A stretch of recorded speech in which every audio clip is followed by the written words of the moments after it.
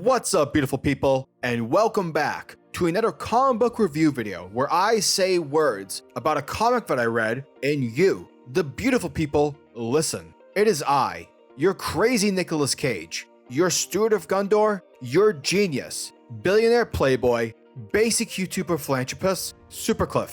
And would you kindly hit that like and subscribe button for every little bit helps in this powerful, epic YouTube world. And today, guys, we are continuing with our acrobatic adventure with Nightwing, issue number 81, written by the mighty Tom Taylor, pencils and inks by Bruno Rodano, and the colors by Adriana Lucas. And guys, be sure to stay tuned till the end of this video, because holy crap on a crap stick, does this issue have an amazing reveal. So yeah, without further ado, let's suit up. Alrighty then.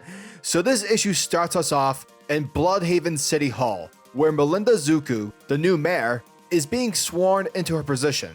Now, following the ceremony, Commissioner McLean shows up and he lets her know that the two of them have another formality to attend to, another meeting. And so after Melinda walks into another room, she is immediately greeted by Blockbuster and crime boss Maroni, along with several other crime-affiliated individuals. And they're all giving Melinda a round of applause, congratulating her on becoming Blüdhaven's new mayor. However, this meeting of sorts, in truth, it's nothing more than to remind Melinda, along with us the readers, that yeah, sure, Melinda's the new mayor, but in reality, it doesn't really matter. It's not like she won the position of mayor fairly. She was positioned into it. She was chosen by Blockbuster. Essentially, she's a pawn, merely a puppet, a tool for Blockbuster to use in whatever way that he deems fitting, in order to expand his criminal empire beyond the city of Blüdhaven. Afterwards, we pick up with Nightwing, who's surrounded by fire, and on top of that, he's currently about to face off with the villain known as Heartless, a bad guy who's been killing homeless people all throughout Blüdhaven, stealing their hearts in the process. Now, at the same time, we see a couple of kids who are standing next to Nightwing, and Dick tells them, like, hey, don't worry guys, I'm gonna get you out of here safe and sound.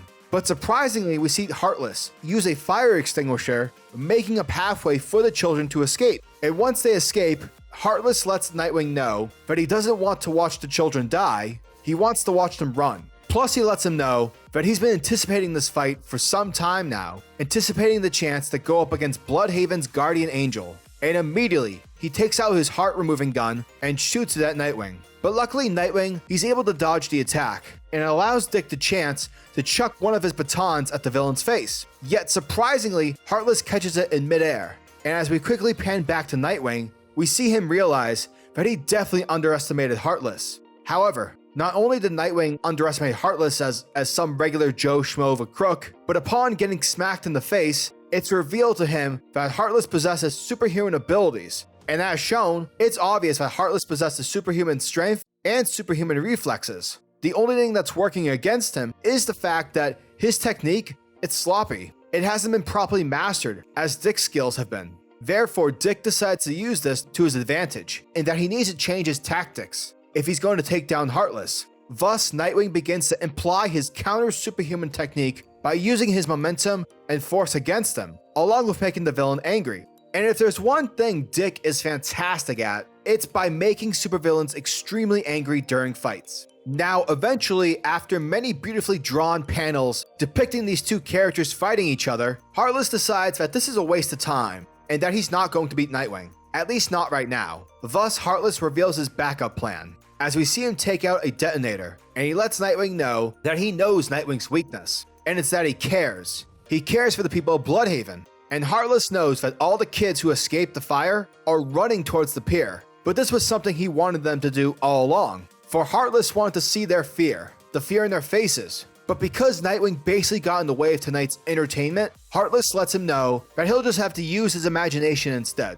And with that, he presses the detonator. And as we pan over to the pier, where we see all the children alongside Tim Drake and Dick's dog, Haley, running to escape the fire, the pier detonates, causing a massive explosion. Plus, it also starts a giant fire, blocking everyone from escaping. Now, both Robin and Haley, they're like, shit, because they don't know what to do. I mean, they could swim, but unfortunately a lot of the kids, they don't know how to swim, so clearly that idea isn't going to work. Therefore, Seeing how there's literally no other option, Nightwing decides to dial for help. And once Oracle patches Nightwing through the emergency Mayday frequency, Dick begins to call out, letting all vessels know that there are hundreds of kids who are stranded on a burning pier and that they need immediate assistance. Now, as Nightwing is desperately waiting for some kind of response, he's getting nervous. Because remember, Dick's calling in life now is to help the people of Blüdhaven, help them from drowning. Yet at the same time, Dick wants the people to show the world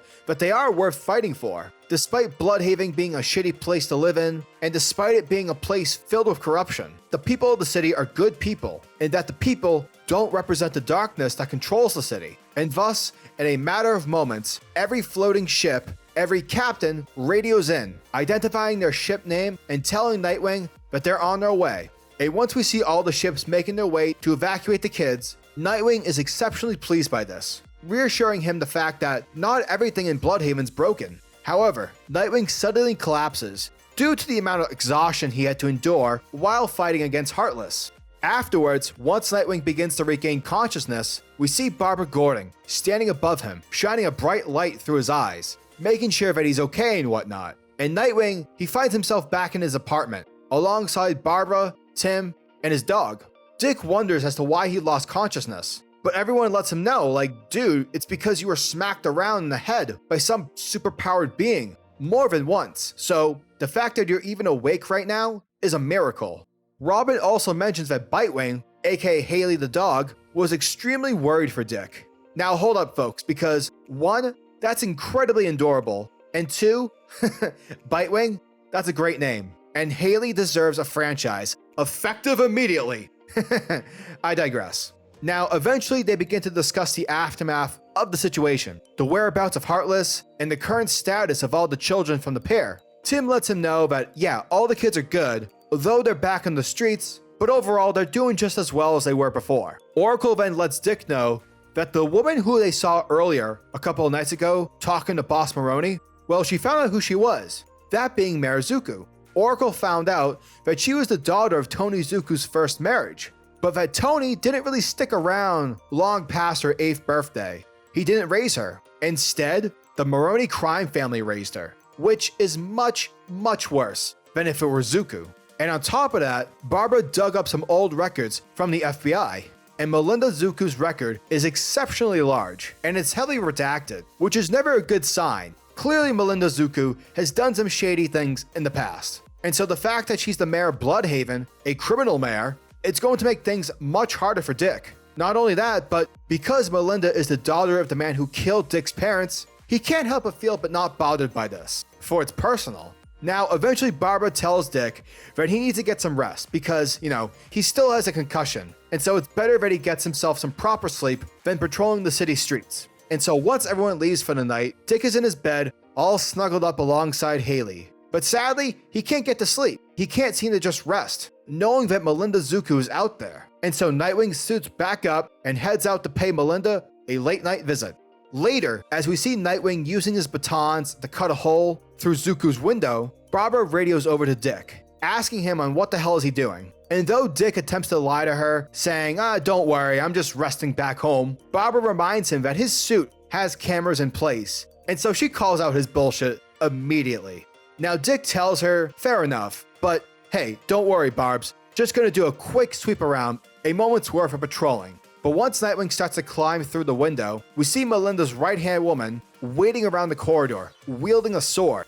Now fortunately, since Dick's suit has cameras, Barbara notices the woman, and she warns Dick to get down, saving his life. However, this woman, whom Dick is now currently fighting with, not only does she have a sword, but she's actually well trained in hand-to-hand combat. Like her skills, they're pretty good, so there's that. And as they fight across the staircase, the woman kicks Dick, sending him falling down, only for him to end up unconscious as a result. And once Dick is knocked down, we see Melinda, telling the woman whose name is Audrey that she's got this. Later, Nightwing wakes up, and he finds himself tied up to a chair. But that's not even the worst of it, because right then and there is when Dick realizes that he's no longer wearing his mask. And as Dick looks up, he sees Melinda, and Melinda knows that Nightwing is Dick Grayson.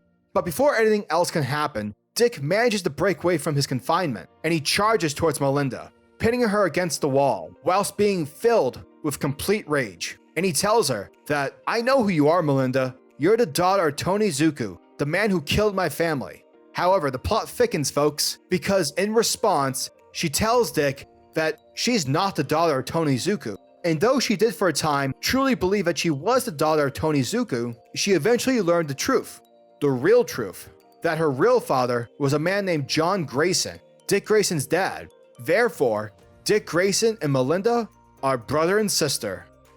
And that, folks, was Nightwing, issue number 81. And hot damn on a stick, Tom Taylor, Australia's #1, is truly making a name for himself. For Taylor is able to grab and harness the heart and soul for the character of Nightwing, along with the city of Blüdhaven.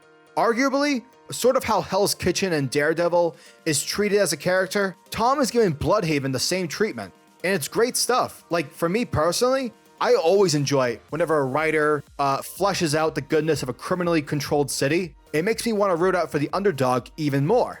Plus the scene when all the boats come to the pier to rescue the kids, it's great stuff. And it gave me a lot of Spider-Man, Sam Raimi vibes, specifically the bridge scene, when all of New York is basically teaming up to throw hot dogs and bags of trash at Green Goblin. That sense of community, it's so prevalent within this book. And hot damn, Taylor, he's making great use of Blüdhaven's community. Now, the reveal at the end I thought was really cool and wildly unexpected. And it nicely also draws a fine parallel between both Dick and Melinda, because you get the sense that both characters, they both want to help the city out, but they clearly have different methods in wanting to do so. So yeah, I'm definitely hyped to see where all that goes in later issues. Also, let me just state out the obvious. The art and the colors are fantastic. Adriana Lucas is one of my favorite colorists right now. So overall, Nightwing under the guise of Tom Taylor continues to be amazing, and I hope that Tom and the artist stay together on this wonderful series as long as possible, because it's so damn good.